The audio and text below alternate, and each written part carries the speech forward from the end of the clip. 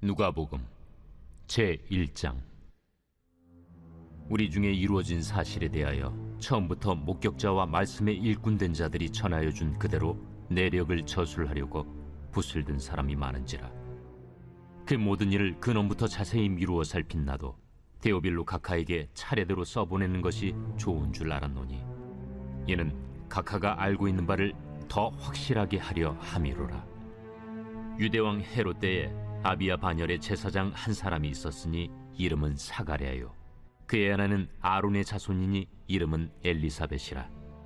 이 두 사람이 하나님 앞에 의인이니 주의 모든 계명과 규례대로 흠이 없이 행하더라. 엘리사벳이 잉태를 못하므로 그들에게 자식이 없고 두 사람의 나이가 많더라. 마침 사가랴가 그 반열의 차례대로 하나님 앞에서 제사장의 직무를 행할세 제사장의 전례를 따라 제비를 뽑아 주의 성전에 들어가 분향하고, 모든 백성은 그 분향하는 시간에 밖에서 기도하더니 주의 사자가 그에게 나타나 향단 우편에 선지라.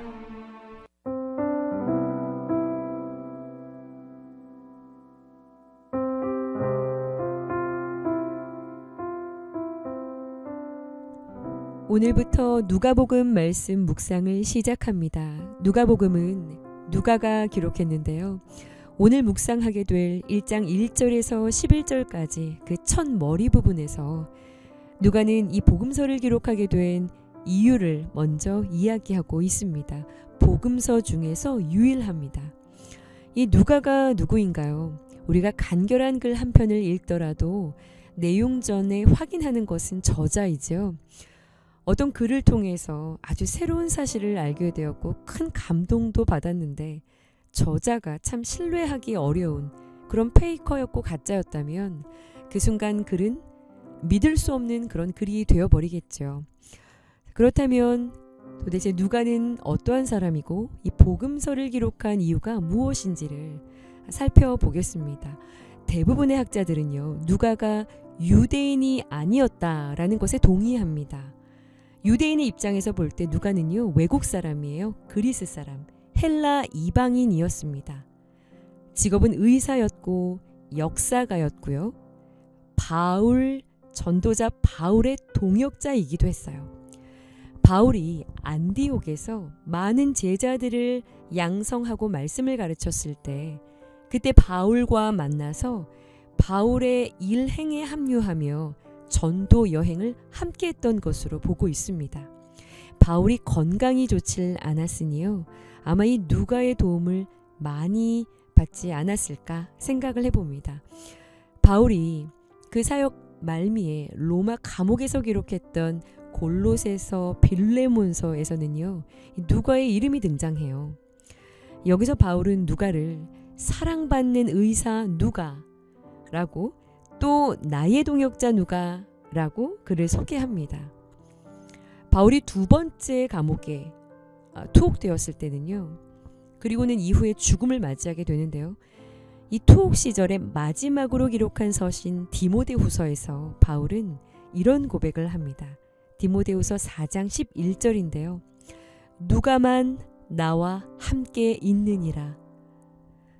복음이 전해지던 처음 시간부터 바울의 마지막 시간까지 여전히 곁을 지키며 특별한 어려움에 처했을 때도 떠나지 않고 끝까지 함께 복음을 위해 수고하며 동행했던 자가 바로 이 누가였던 겁니다.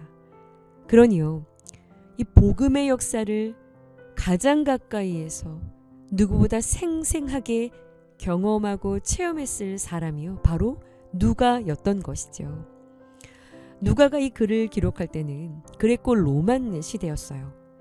정치적으로는 로마의 영향 아래에 있었고요, 사상적으로는 헬레니즘, 이 헬라 영향이 아주 절대적이었던 시대입니다.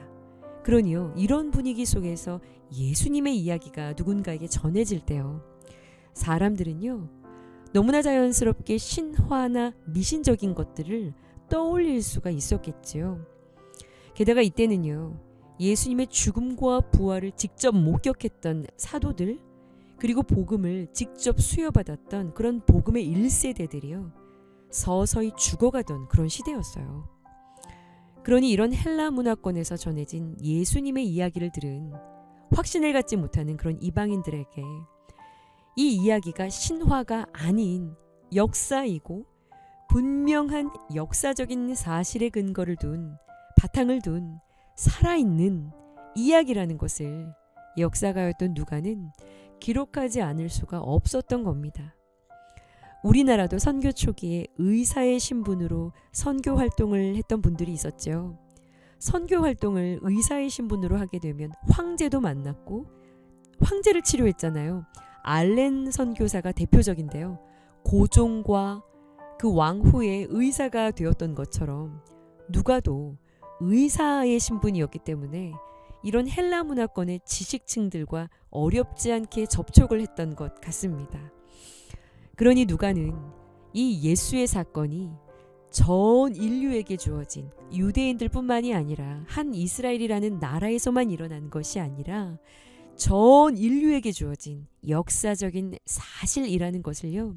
이것을 알게 하기 위해서 이미 이 복음의 내용을 이 역사를 저술하려고 붓을 들고 글을 써내려간 목격자들이 너무나 많이 있지만 자신도 3절에 이 모든 일들을 특별히 근원부터 자세히 미루어 살펴서 역사적으로 일이 진행된 순서대로 차례대로 이것을 써내야겠다라는 마음이 끌었던 것입니다.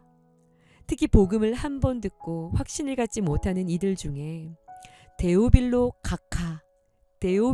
가카에게 이와 같은 이방인 무리들에게 헌정할 예수님의 이 복음 이야기를 기록하게 된 것이죠. 오늘 묵상 질문입니다. 주님이 내게 주신 복음의 은혜를 자세히 살펴 이 복음을 전해야 할 나의 데오빌로는 누구인가요? 이렇게 이 누가복음을 기록한 목적을 정확하게 밝히고는요. 가장 처음 기록한 것이 바로 5절부터 이 세례 요한의 출생에 관한 이야기입니다. 구약의 마지막 성경이었던 말라기서에서 3장 1절에서 주의 길을 예비할 자가 구원자가 오시기 전에 먼저 일어날 것이라고 말라기 선지자가 예언을 했잖아요.